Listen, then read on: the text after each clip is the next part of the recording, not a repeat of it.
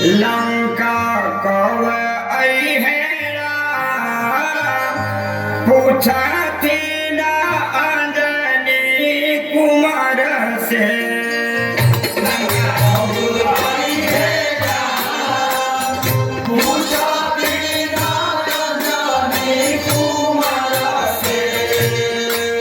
लंका कब आई है पूछा थी ना अंजनी कुमार से।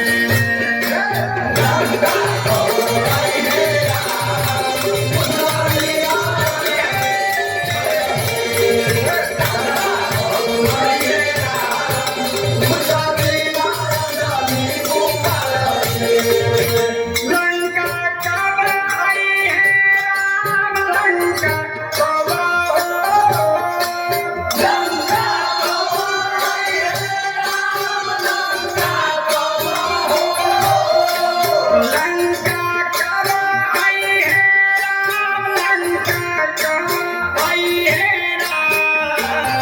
पूछा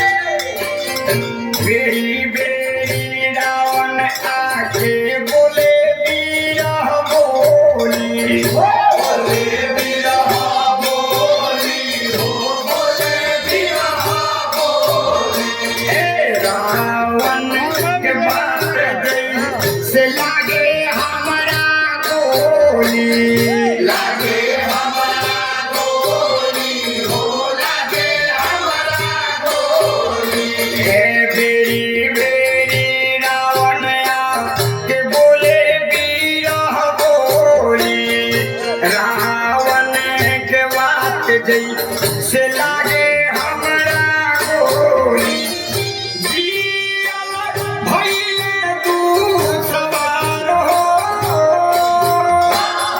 जियल भइले तू सवार हो। अरे जियल भइले तू सवार पूछा थी ना अंजनी कुमार से।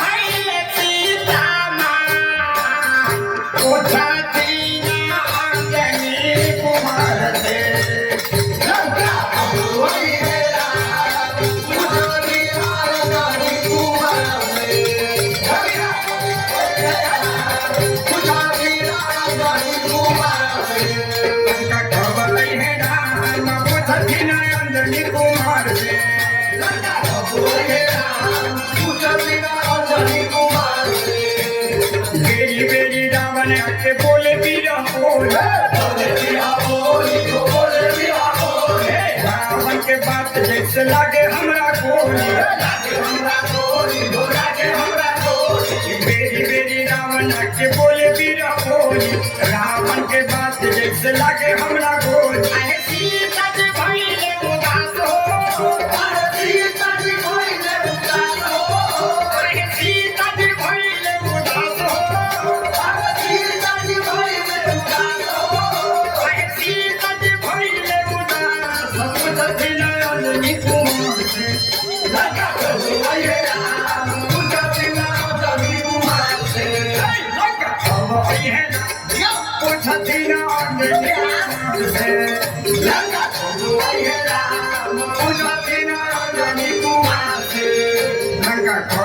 है राम पूछती नया जनी कुमार से लंका खोई है राम पूछती नया जनी कुमार से लंका खोई है राम पूछती नया जनी कुमार से